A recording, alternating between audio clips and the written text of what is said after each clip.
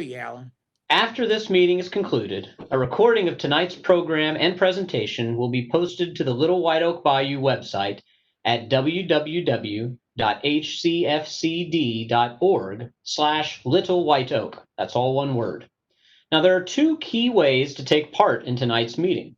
First, via phone by calling 855-925-2801, and the meeting code is 8057. Or you can join us online at publicinput.com/Little White Oak. Now, while you're joining us, Alan, can you hear me? there are three ways to submit a comment about this project during tonight's session.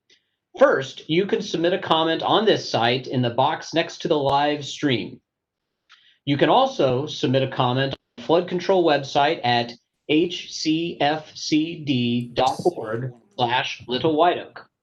Finally, if you're joining us via phone this evening, please press *3 and leave a message, and your question will be conveyed to us. Now, any questions we aren't able to address tonight during this session, we will get back to you and you'll receive a response after the event.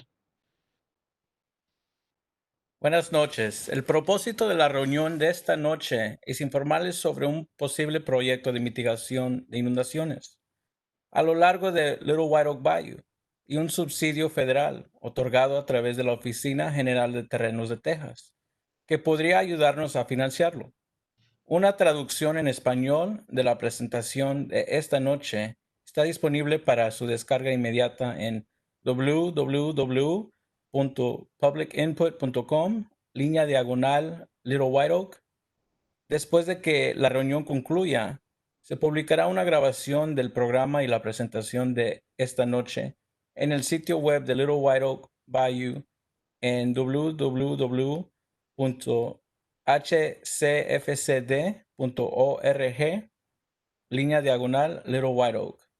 Hay dos maneras de participar en la reunión de esta noche: por teléfono llamando al 855-925-2801 con el código de reunión 8057, o también en línea en publicinput.com/Little White Oak. Y hay tres maneras de enviar un comentario sobre este proyecto durante la sesión de esta noche. Puede enviar un comentario en este sitio en el cuadro situado junto a la transmisión en vivo. También puede enviar un comentario en el sitio web del Flood Control District en hcfcd.org/Little White Oak. Y finalmente, si se une a nosotros por teléfono esta noche, presione *3 para dejar un mensaje. Cualquier pregunta que no se haya abordado durante la sesión de preguntas y respuestas de esta noche recibirá una respuesta después del evento. Thank you, Jorge. Now, I'd like to start off first by thanking Precinct 1 Commissioner Rodney Ellis and Precinct 2 Commissioner Adrian Garcia for joining us at tonight's forum. After the commissioners speak, the Flood Control District will give a brief presentation about the flood mitigation project we're investigating, and this will be followed by a guided discussion with the commissioners and a moderated question and answer session where you'll have the chance to participate. I'd now like to turn it over to Precinct 1 Commissioner Rodney Ellis.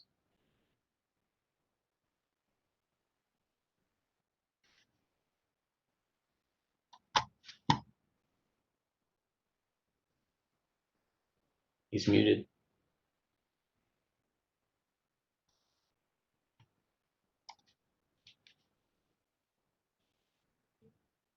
He's now unmuted.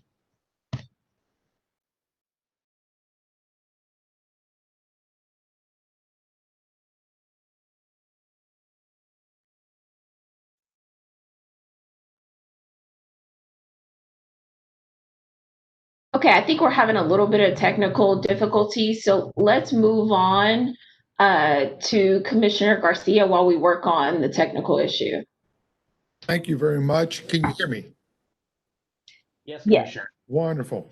Well, thank you very much. And I know my colleague, Commissioner Rodney Ellis, will be sharing his remarks here shortly.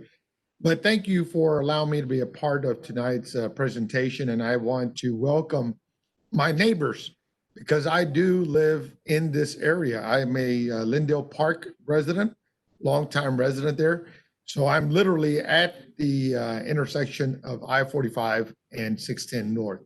So this is a very important conversation that we're about to have. I want to thank the Harris County Flood Control District for their support in bringing this conversation to you.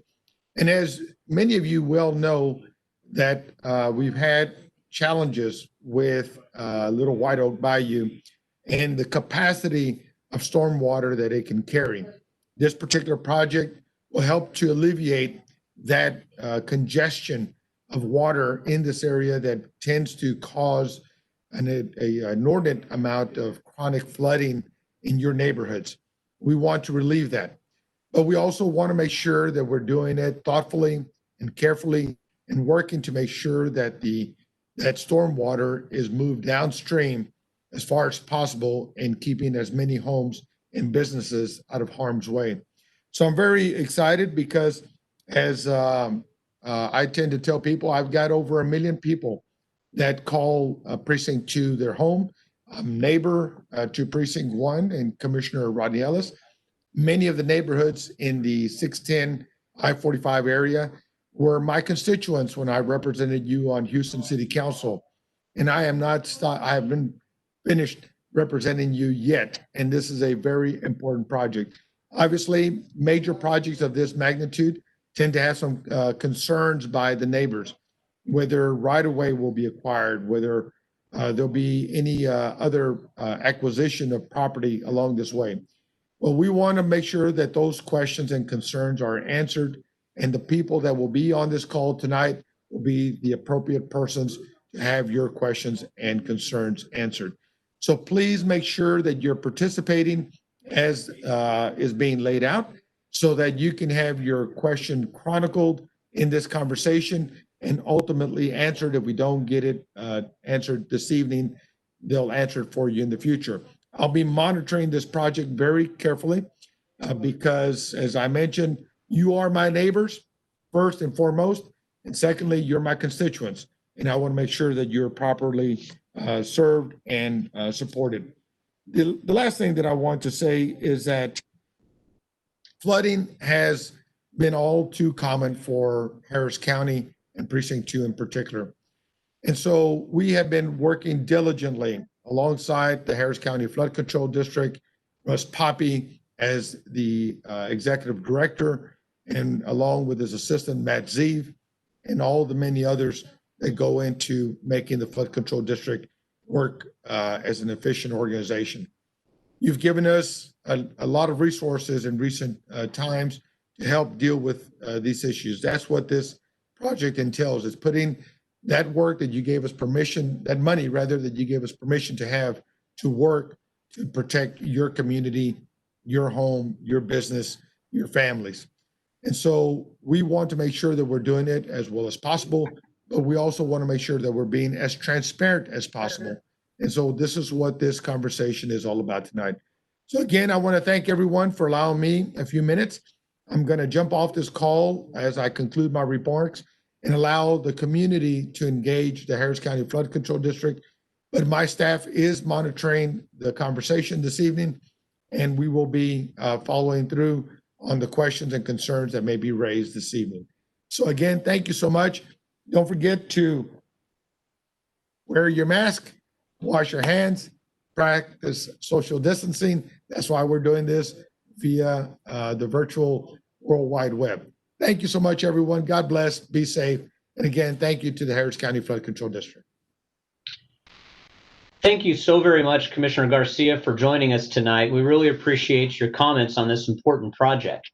We're going to try for a moment to pick up on our technical difficulties. I do apologize for everyone that Commissioner Ellis is now trying to call in, and I'm going to check in to see if we've been successful in making that connection yet. So I don't see that we've made the connection just yet, but he will be calling in momentarily. I'm going to go ahead and start with a couple of opening comments about why we're here tonight, and then we'll touch base again to see if Commissioner Ellis is able to join us. Yeah, Alan, can you hear me? I'm trying to talk. I don't know if you can hear me. Yeah. Yes, Hey, sir. I'm We can hear sorry. you, Commissioner I Ellis. let Please. my technology folks go home. I don't So think much we for can get that. connection just yet, but he will be calling in momentarily. I'm going to go ahead and start with a couple of Commissioner opening Ellis, how about comments you while we're mute here your tonight.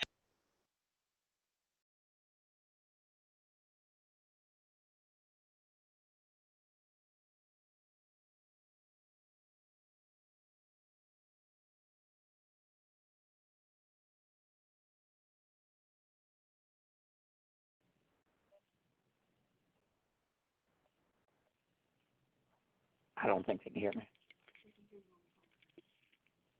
I can't hear them. Alan, I don't know if you can hear me on the phone or not. I don't want to disrupt it. I'm just going to watch because I think this is kind of all right. Thank you. I'm just going to watch. So I think Commissioner Garcia spoke for both of us, if that's all right. I'm just watching you, Alan. I hope you can hear me. Can you? Yeah. Look, I will say, if you can, that I know we earmarked about $30 million for White Oak, and that's a good start, but it's not nearly enough. So this is an important meeting tonight because we have to make a decision on whether or not we go after federal matching funds. And that's why it was important. Commissioner Garcia and I wanted to let the community decide whether or not to go after these funds. And obviously, there are always pros and cons. Everybody's not happy regardless of what we do. But there's a lot of flooding along White Oak Bayou. And this community has had to deal with a lot of other issues, with the 45 issue coming through as well. But this is an opportunity to get input from you all before we just pass up on this opportunity to go after federal funds, which you all are going to talk about shortly. But we certainly don't want to get out on a limb asking for the federal money. That could be a tremendous help on dealing with flooding issues in this neighborhood. There are only a couple of ways you can deal with flooding. Either you got to have more places to retain the water, or you got to run the water somewhere else. And so this is an opportunity to go after federal money. And look, I appreciate flood control, that work. Commissioner Garcia, you being there. I won't let my technology folks go home next time. I'll keep them in the office. But with that, I'm here. I'll be listening. Thank you. Well, again, thank you so much, Commissioner Ellis, for joining us. Thank you for your perseverance and being able to say some kind words to everybody. So your point on tonight, we are reaching out for the public's feedback. The Flood Control District has an opportunity to apply for a federal grant funding through the Department of Housing and Urban Development to construct flood damage reduction projects in your community. Now, these grants are called Community Development Block Grants for Mitigation, or CDBG-MIT for short. Now, the process requires a pretty significant effort and a lot of resources to prepare these applications for submittal, and they're due by the end of October. And even with that, there's no guarantees that we'll be successful, but we are committed to bringing as much federal funding as possible to the county, and this is really a great opportunity. So one part of making a decision to invest those resources is whether or not the community supports an application of this nature in the first place. So your questions and your feedback tonight will help to inform that decision. Should the community support moving forward, then the Flood Control District will hold a more detailed virtual community engagement meeting later this month to share appropriate exhibits and details. So look at tonight's discussion as a high-level preview of that effort. So next, I'd like to introduce Burton Johnson, who's the project coordinator for the Little White Oak Bayou study. Burton? Good evening, everyone. I'm going to start by providing some background on Little White Oak Bayou, and then I'm going to share information regarding our ongoing planning study and the project we are proposing to submit as part of the federal grant request. Little White Oak Bayou is a major tributary of White Oak Bayou. It flows north to south for approximately 12 miles from near the Acres Homes neighborhood downstream to its confluence with White Oak Bayou just north of downtown. 22 square miles of area ultimately drains to Little White Oak Bayou through a network of open channels and underground stormwater pipes. We refer to this area as Little White Oak Bayou subwatershed. And for those of you watching, that is the area shaded on the map. In the 1970s and the 1980s, the Flood Control District modified the channel north of Interstate 610 to its present state, which included straightening the channel and the installation of sections of concrete lining north of Cross Timber Street. While that project improved drainage in the area, over time, it has become clear that the channel is not sufficient and that we need to improve our ability to move stormwater away from the surrounding neighborhoods. Over the last 40 years, both the quality of data we received and our ability to model outcomes has vastly improved. This Little White Oak Bayou study currently underway has already increased our understanding of the causes of flooding in the entire watershed and along Little White Oak Bayou itself. What we have learned so far is that there are two primary reasons for the flooding from Little White Oak Bayou. One, Little White Oak Bayou lacks the proper stormwater carrying capacity upstream or north of the 610 loop to move stormwater downstream. And second, once the bayou becomes full, all the ditches and stormwater drain pipes, what we call the lateral or neighborhood drainage systems that drain into the bayou, get backed up, resulting in street flooding in areas for drainage reasons other than Little White Oak Bayou coming out of its banks. In 2018, voters approved a bond program to address flooding issues across Harris County. Part of that bond set aside $30 million, as the commissioner noted, to pay for flood damage reduction projects in the White Oak Bayou watershed. In 2019, Commissioners Court gave the go-ahead to study the causes of flooding and develop a master plan to identify projects in the Little White Oak Bayou watershed. Right now, we're in the planning stage, where we are developing a master plan to address flooding throughout the entire area. This is expected to be completed in early 2021. We already know that there will be multiple projects included in the master plan, which, when taken together, will far exceed the $30 million in voter-approved bond funding. Harris County Flood Control District's practice is to look for partnerships and other resources to pay for certain projects. As Alan mentioned a moment ago, we have an opportunity right now to apply for a federal grant for a project we believe is a good candidate for funding. The project area is between Cross Timber Street north to East Tidwell Road on the south, and between Yale Street and to the west and I-45 to the east. If you're watching online, there's a map that shows you the outline of the general area of discussion. Your door hanger invitation for this meeting also had the map printed on it. It's also on our website, hcfcd.org/Little White Oak. We are proposing to widen the bayou and add stormwater detention without showing the risk of flooding upstream or downstream of the area. This is an important part of the Flood Control District's priorities as well as a requirement of the grant. So what benefits do we expect to realize once this project is funded and completed? For the area adjacent to the project's footprint, there would be a substantial reduction in flood risk, while the addition of stormwater detention storage benefits the entire watershed by temporarily storing excess stormwater until it can safely make its way into Little White Oak Bayou and providing the capacity in Little White Oak Bayou to allow the neighborhood drainage systems to function better. So what do I really mean by substantial? Our analysis indicates that during the largest flood, such as a Harvey type event, the channel detention will hold most of the floodwaters. There may still be some flooding, but both the amount of flooding and the depth of flooding would be much less.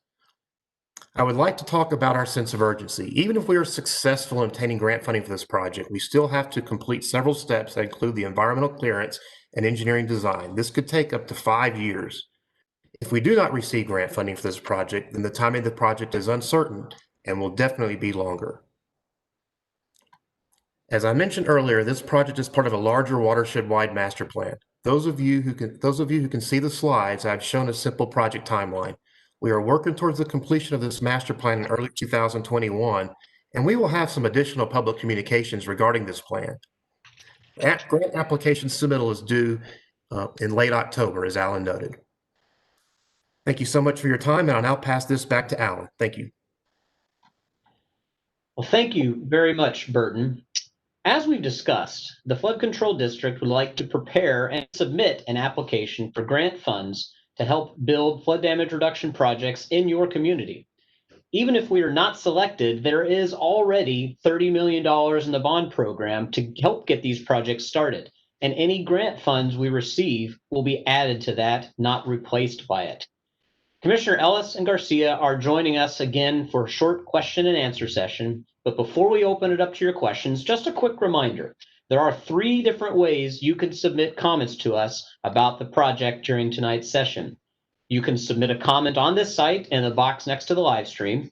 You can also submit a comment on the flood control website at hcfcd.org/Little White Oak. And finally, if you're joining us via phone this evening, please press *3 to leave a message. Any questions that are not addressed during tonight's question and answer session will receive a response after the event. There are a lot of questions we're already starting to see come in. I'm going to do my best to moderate through these questions, but I also want to help people understand that, again, if we're not able to get to your question immediately here tonight, we will get back to you with a response. So the first question that we're receiving, this one we're going to pass to Burton. This question is from John Branch, and he has asked, the culverts under 610 are blocked. I've looked after a flood, and I've lived after a flood, and south of 610 level is lower than the north side of 610. He would like to apply for funding to help in Independence Heights. Excellent question. The culvert at 610 has been a long-standing concern. It's too small and to properly convey the amount of storm water received from larger rainfalls, and your observations are correct.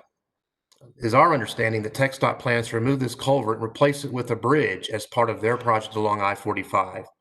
Our analysis of that indicates that this will substantially reduce flooding north of I-610, particularly in Independence Heights, between the North Loop and Cross Timbers. Thanks, Burton. I know that that's a lot. That's heavy on a lot of people's minds right now. So this next question is also for you. Jeanette E. has asked us to clarify, you want to widen the bayou?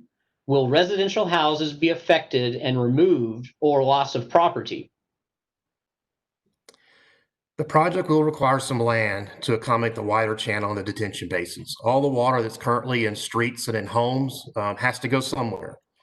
We are still in the planning process, and we've yet to identify what specific properties would need to be acquired. Thank you, Burton. I'll add a little bit to that, in that the particular project that we're targeting towards this application, again, this is a small phase of a larger master plan. Part of the reason we selected that was to try to minimize any of that additional right-of-way that's going to be necessary. So we're going to do our best, but also work with the community. So this next question appears to be for me, and it says, what are the types of grants or other funding that flood control typically pursues to obtain financing for projects? How much does the bond support, and how much do you typically need from other agencies? So that is a question that I often answer in a very long format with a big class to all of my staff, so they understand all of the federal funding opportunities. But I like you all, and so I'm not going to subject you to that much time on a relatively boring subject. But having said all of that, there are a number of different federal agencies that do have programs that can fund mitigation projects. Unfortunately, the federal government doesn't come along and write a big fat check and say, here, flood control, go do good work. Instead, Congress fills up programs with agencies like FEMA and with the Department of Housing and Urban Development and the Natural Resource Conservation Service, even some other agencies like the Economic Development Administration. And that's when flood control learns about these programs, submits applications, advocates for funding. Sometimes we fight for the funding and we're competing against other valid, good projects. We just think that our projects are better. So we work very hard to find the right program, match it up to the right project. And at the end of the day, the list of projects that was put to voters for the $2.5 billion bond election was actually about $5 billion worth of projects. So the goal was to take that $2.5 billion, try and use that as local money to leverage with local participation to try and draw in as much as $2.5 billion of federal funding. We've been pretty successful so far. We've been able to access nearly $700 million of federal funds, but we need more. And so this is a big opportunity for us to access some of those funds. So the next question I have here is for Commissioner Ellis, if he's able to reply. And the question is, how does this project fit in with your desire to bring equity to bond projects? So I'm hopeful that he's able to answer this. I can hear you. Can you hear me? Yes, sir. Please go ahead. Okay. So you have to unmute me. It does fit in. I would say, Ms. Walters, when I think of watersheds in Harris County, the two that are in the neighborhoods that have been neglected the most and qualify based on federal guidelines related to income levels would be Greens Bayou and Halls Bayou.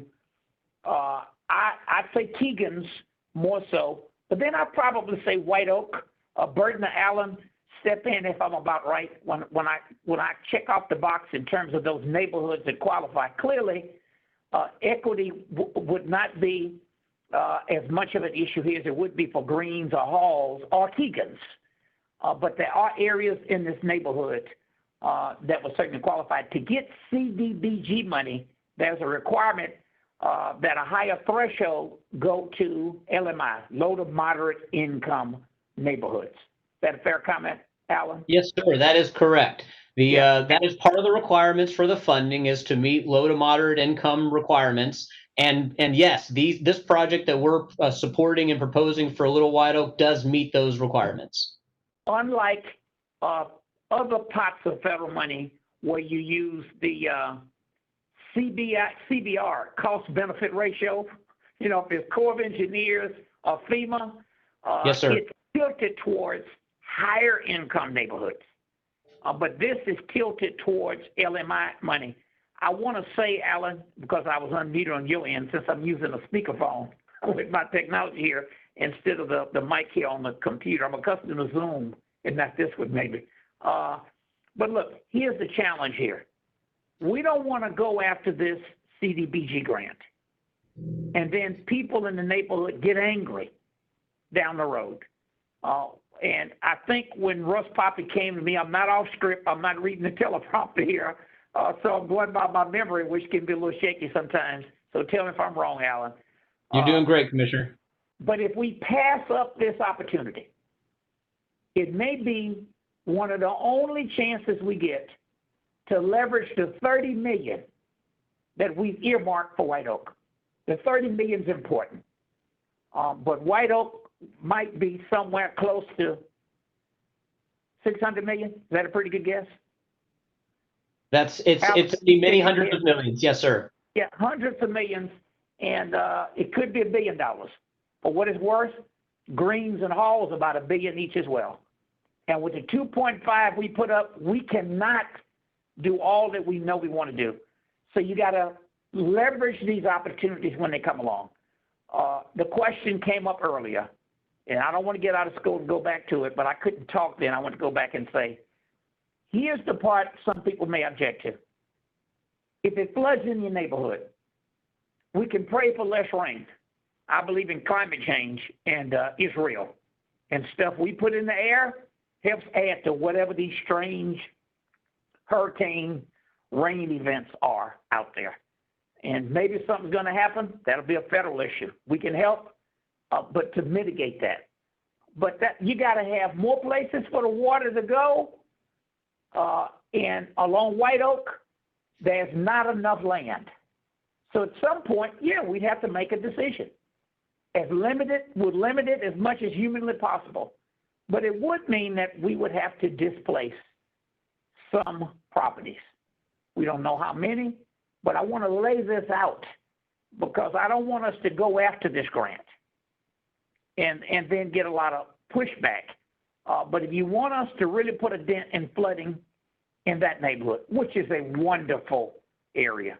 My favorite bike ride is along White Oak. A little crowded now. So, Commissioner Garcia tells me to put a mask on when I ride, so I'm not going out there as much. But that is the, shall we say, elephant in the room. And I just want to make sure, Alan, I lay that out, and then I'm going to go back to mute.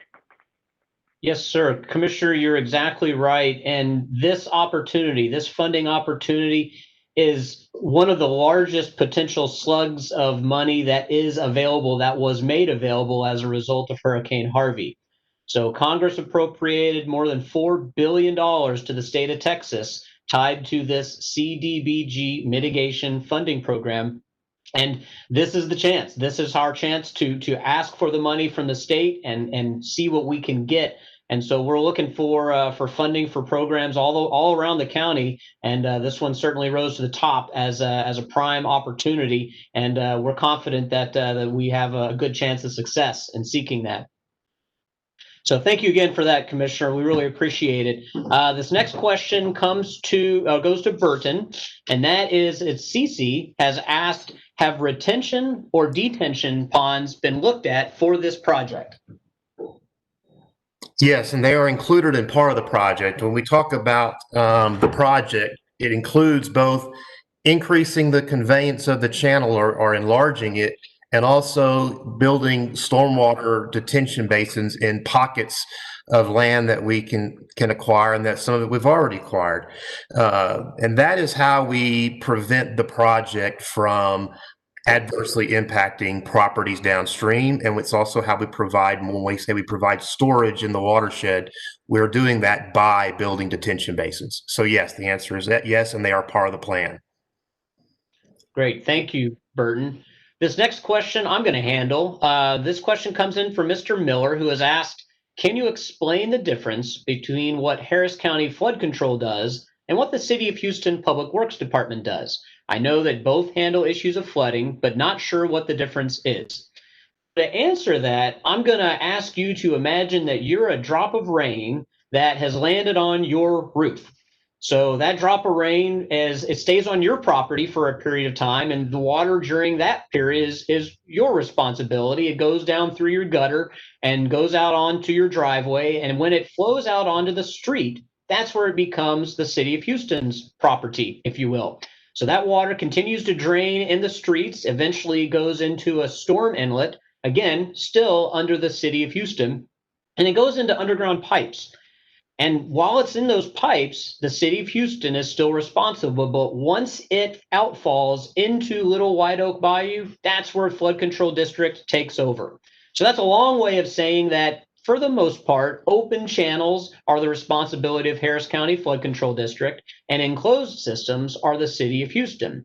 The little nuance is sometimes if you have small roadside ditches, and those often will be the responsibility for the city, but you can always reach out to Flood Control District or the city if you're concerned about who's responsible for what, and we'll be happy to walk you through that. I hope that answers that question. The next one up for Burton comes from Jose, who has asked, if the applications are submitted and approved, how long will it take to complete this project? So actually, I'm going to start a little bit on that, and then I'm going to let Burton talk about the specifics of the effort. So first of all, again, I want to emphasize that these applications are competitive and that there are no guarantees. And your question alluded to that. It's clear that you understand that, which is great. So the timing that it will take, these applications are due at the end of October. And we hope to hear sometime in maybe in the first quarter, maybe by late winter, early spring of next year, if we've been successful at this. There will be some administrative work to get agreements in place. And so at the point that I'm able to turn this project over to Burton and say, you've got funding, let's go design this project. Let's just say, for the sake of argument, that it's about March or April of next year. So with that, I'll turn it over to Burton for the remainder of that project timetable. Thanks, Alan. And once that clock starts ticking in March, there are a number of hurdles that have to be cleared before dirt starts getting moved, before construction on a project starts. Number one, we have to get the environmental clearance. We have to get the approval of the various regulatory authorities. That could include the U.S. Army Corps of Engineers, and getting a permit from them. That takes time.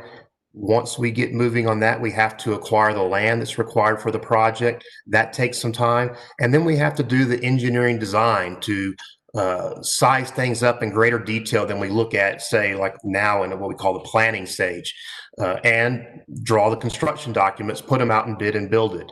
When we were talking about this, we looked at that and said, that is a 5-year timeline, including the time that Alan laid out to March. So from March, we're looking at, if it goes lightning fast, 4 years, could be longer, just depending on how things go. So it takes a long time for these things to get into the ground. And so 5 to 7 years is not realistic. And of course, it wasn't part of the question, but I want to make that emphasize this again. If there is no grant funding and no additional dollars, that timeline is even longer. Thank you, Burton. I'm going to pause for a moment and let everyone know that we are going to extend the meeting time by about 10 minutes. Since we did have some technical difficulties, we want to make sure that everyone has as much opportunity as possible to submit their questions and feedback. With that, I'm also going to remind everybody that there are 3 ways to submit those comments. You can submit on this site at the box next to the live stream. You can also submit a comment on the flood control website at hcfcd.org/Little White Oak. And finally, if you're joining us on phone this evening, please press *3 to leave a message. So this next question I'm going to pass over to Burton. So this question comes in from Tammy Olford, who asks, would raising the homes in this area be an option? Well, the short answer is that it's an option. And as we discussed earlier in the presentation, we're still in the planning stage and trying to identify specifically what land we need. And as Alan noted at the end of my presentation, that we do everything we can to avoid the purchase and raising of homes, and to, when we need land, to use it in open spaces as much as possible. We don't know the answer to that question. Except for that, is it an option? Yes, it is something as an option that we try to avoid as much as possible. Thank you, Burton. So I also want to point out to everybody that we are getting a lot of questions about projects that are outside of the Little White Oak area or this potential application. And we want to keep this the meeting tonight focused on this specific effort. But again, we will be following up with folks after the meeting on your questions and concerns. We just want to make sure we get the right person to reach out to you to be able to provide you some good feedback. So this next question I'm going to handle, and this comes in from Rebecca Reina, who asks, is this project being coordinated with TxDOT, and does this project include land that they are planning to include in their needed detention for the I-45 expansion project? So the easiest way to answer that is to say that we are coordinating with TxDOT to a degree. We're working with them and maybe being kept aware of the analysis that they're doing and the requests that have come from the community about potential revisions. But at the same time, the projects that we have put together, they work by themselves. That's the only way we'd be able to submit this project to the Texas General Land Office in the first place, is that it is a project by itself. So we want to make sure that it is properly coordinated with TxDOT so that it will still work when whatever project they build comes through. So we do meet with them on a regular basis. But again, this effort and this master plan are intended to be able to work as much as possible without any additional TxDOT improvements. So let's see here. I got some other questions coming in. This one would go to Burton. Is there a plan to build hike or bike trails along the bayou like they have in other places? Good question. It's something we talk about a lot, and you may be aware that the Houston Parks Board has developed what we call a Bayou Greenway plan, particularly specifically for the Little White Oak Bayou, that has a lot of those features in it. And we have also been coordinating with them. Our plan is not their plan. Theirs is more of a high-level concept. Our plan is based on more engineered solutions. We like the idea of that, and that certainly can fit within the plans that we are putting forward. We still need to work through the public and share with that vision and ideas more in community meetings, and make sure that's something the public would want.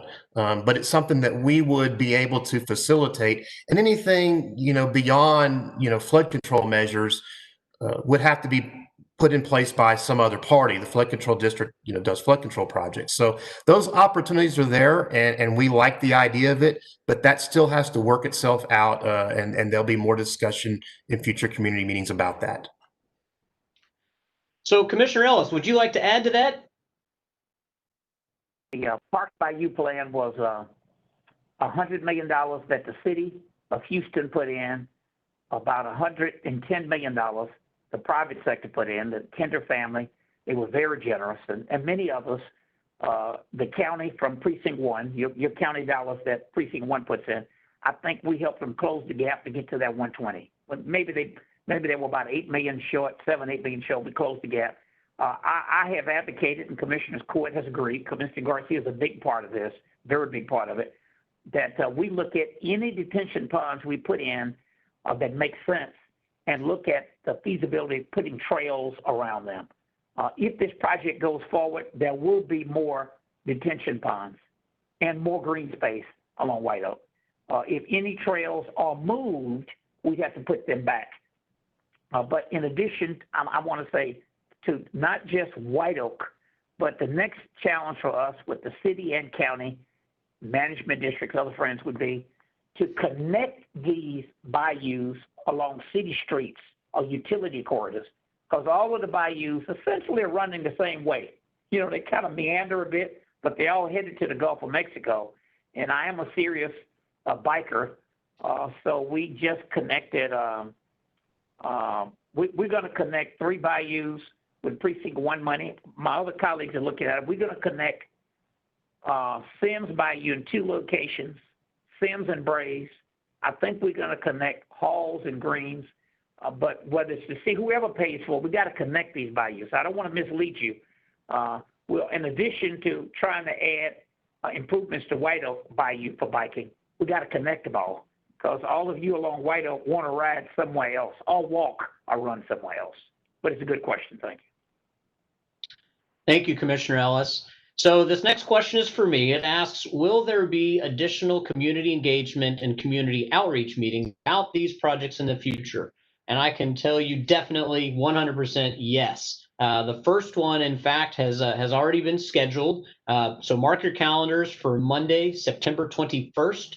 We'll be sending some additional information out on how you can log into this and in a similar format, see some more details. We'll show some more exhibits, talk you through a little more detail about what we're proposing to include in this application for this particular project.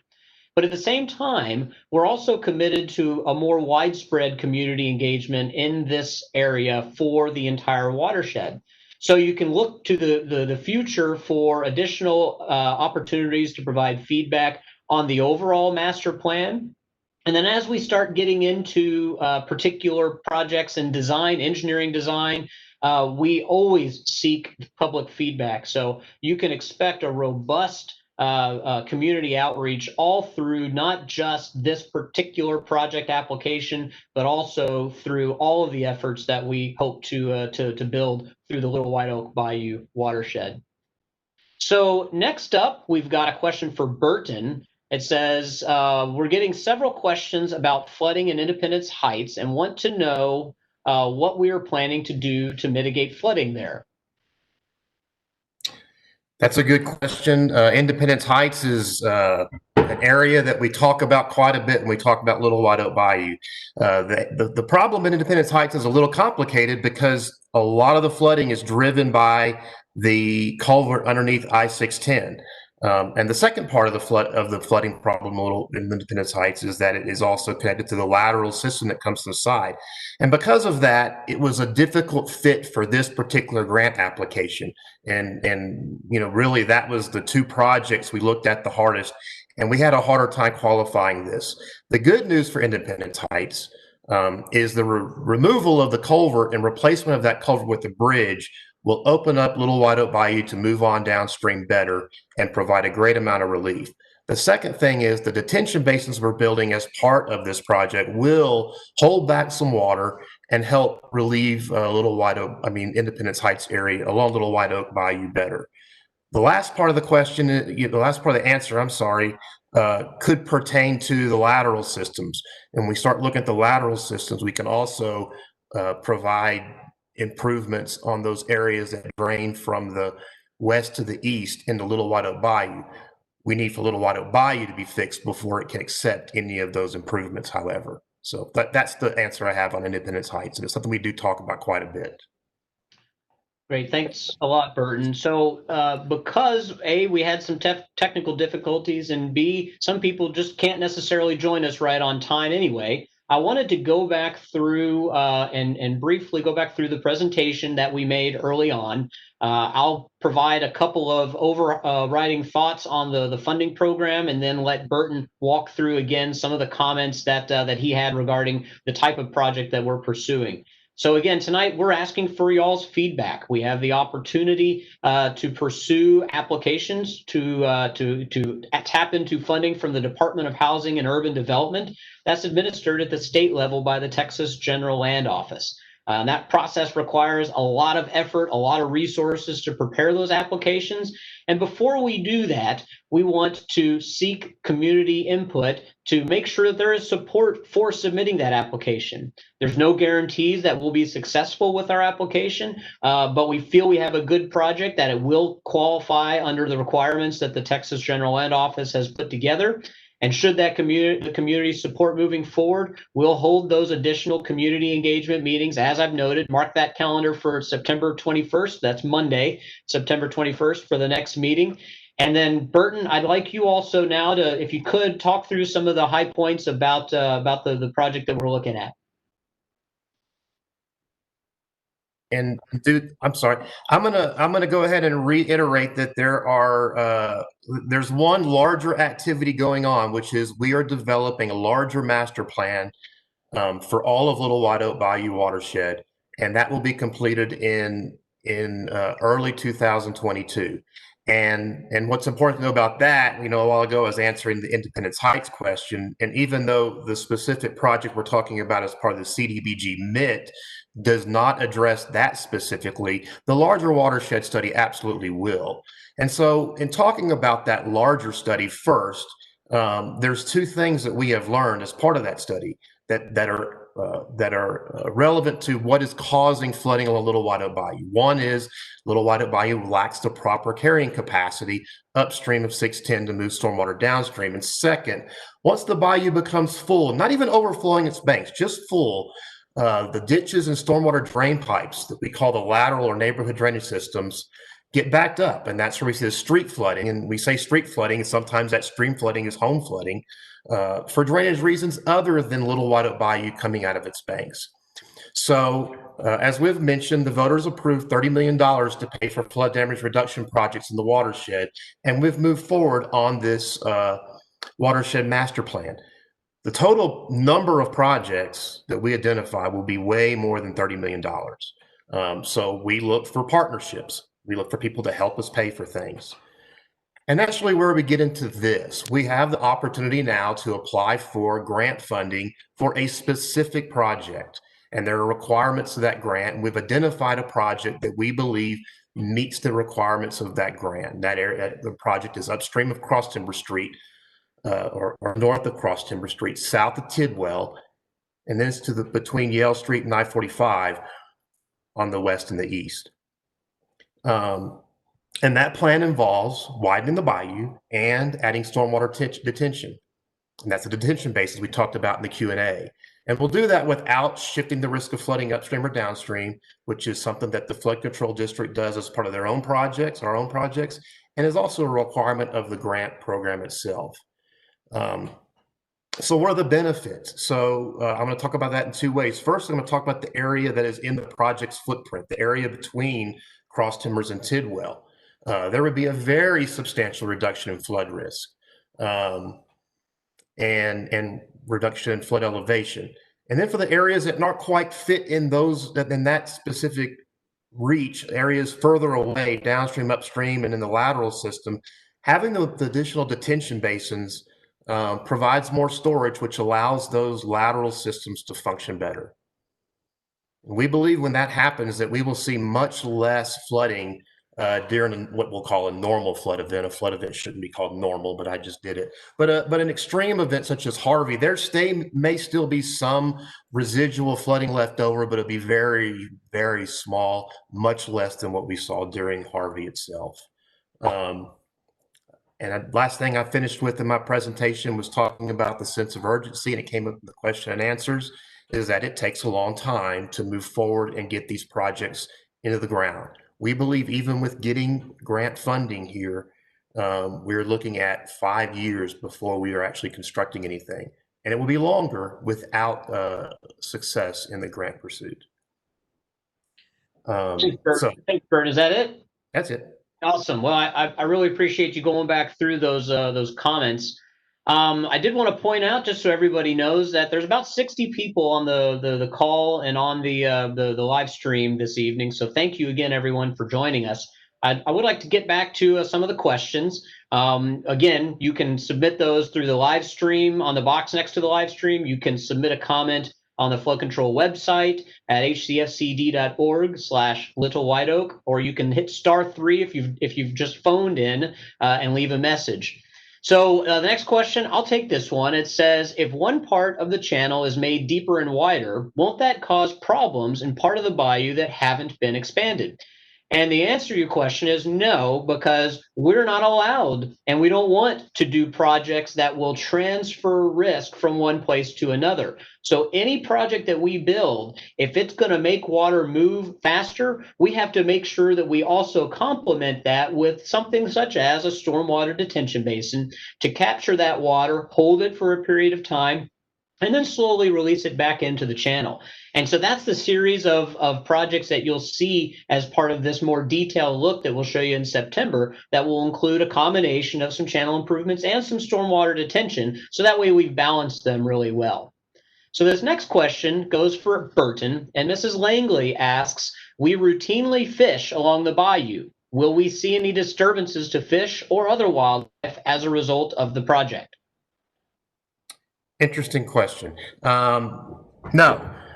During construction, well, number one, we remember I said one of the things we have to do is get the environmental approvals, and while that looks at a lot of different things, the wildlife is certainly paramount among them.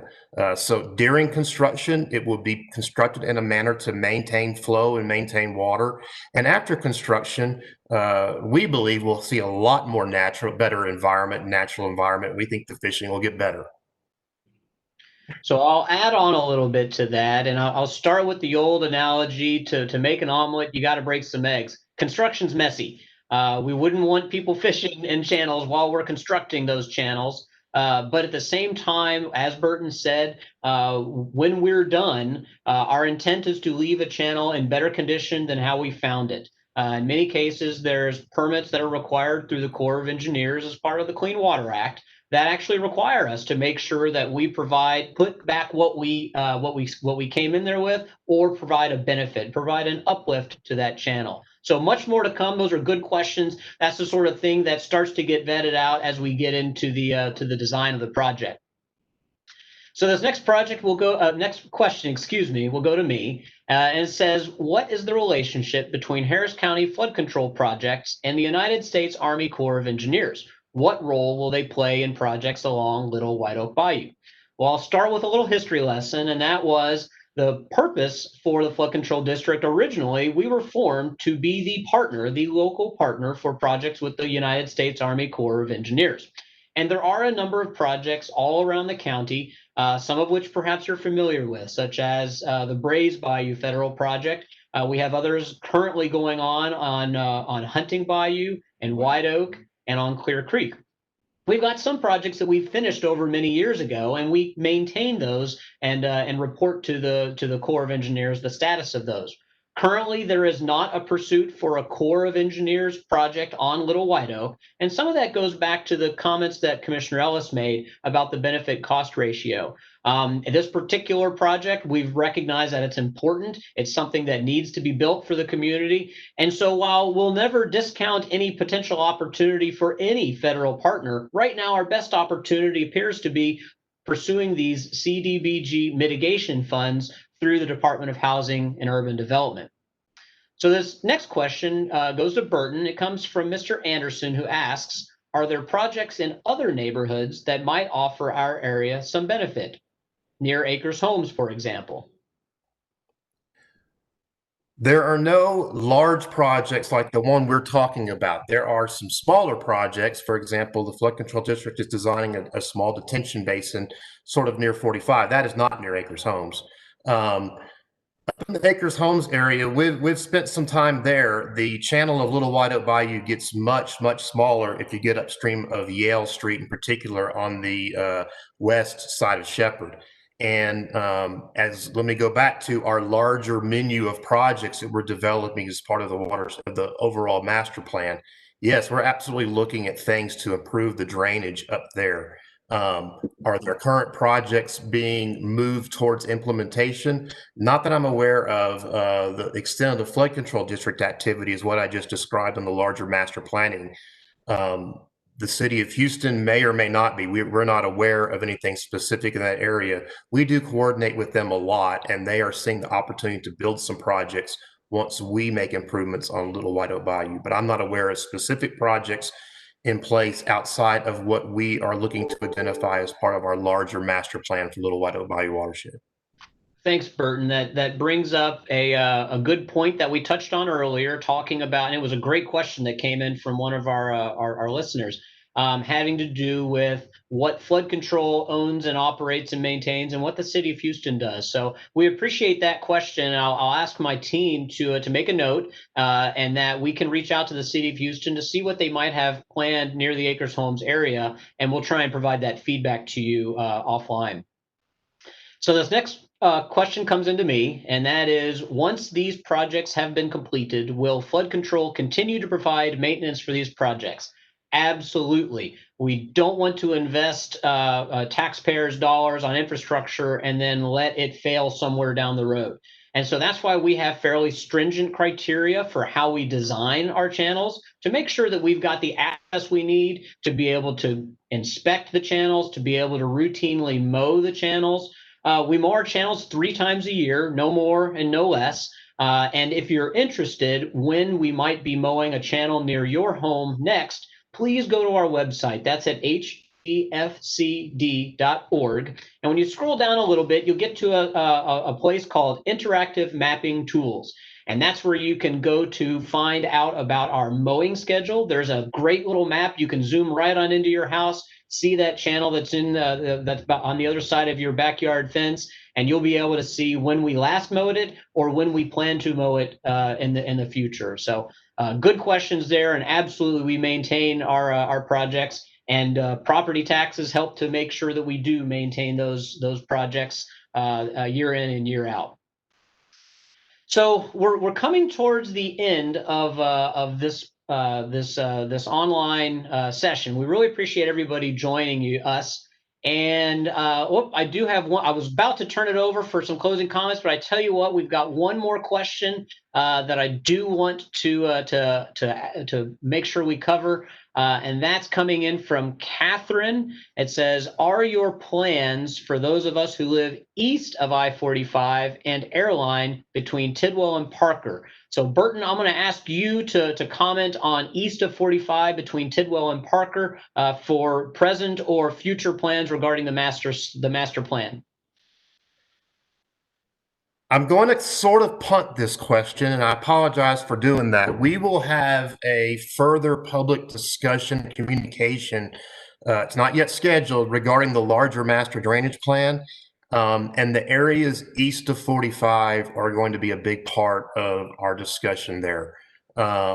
It's not part of the actual project we're submitting, but once again, I'll reiterate, the flooding from those lateral systems, those are the systems of channels and stormwater pipes that drain those neighborhoods east of 45 and moved into Little White Oak Bayou. Those will be improved by the detention and stormwater that's put in place in this project. So that will show some improvement. The real improvement will come with projects that increase the carrying capacity of the drainage systems on the east side of 45. So I'm going to add a little bit to that, Burton, and it goes back to one of the other questions that was asked earlier tonight, and that has to do with timing. So we've been undertaking this overall watershed study for quite some time. And it just so happened that we're not quite done with it, but we have this opportunity to pursue grant funding through the Texas General Land Office. And so Burton was trying to help you understand that we are aware of those flooding issues. We are including those as part of our master plan, but we haven't quite fleshed out the details on that. But more is definitely to come as we start our outreach on the overall master plan. So I hope that helps you understand a little bit. But I do want to, before I close things out, I do want to turn it over to Commissioner Ellis for any parting closing remarks you may have regarding tonight's meeting. Hey, I want to thank Flood Control, and I want to thank the 60 or so constituents who are on the line. Welcome to the new normal. We wish we could be out there and look at you, but this is what we have to do. But as Commissioner Garcia said, let's try to live with it, and thank God we're alive. Look, this is the 3rd anniversary of Harvey. We just passed that. We are lucky that we did not get Laura in our neighborhoods the way our friends over in Louisiana did. And I encouraged Russ Poppy, who's the head of flood control, to have this meeting tonight. There are pros and cons on any project we do. The biggest con is to do nothing. And someone asked about other projects in this area. I think it's fair to say this is probably the biggest opportunity to really do something about flooding in this region. But as I said, there are pros and cons. There would have to be some properties that would have to be displaced. We don't know how many. The neighborhood would be disrupted while some of this work is going on. But you just think, if Laura had hit us, if you think you had problems in the past, that really would have been a devastating occurrence for us. So when Mr. Poppy asked me about it and said, look, this neighborhood, Independence Heights in particular, has to deal with so much with the I-45 expansion. And the easy thing to do would be just say, well, let's not try here. Let's go grab another neighborhood that would qualify for this CDBG money and do it there. But I said, well, let this neighborhood decide. So part of the purpose of this is if you tell us not no, but H no, we'll leave it alone.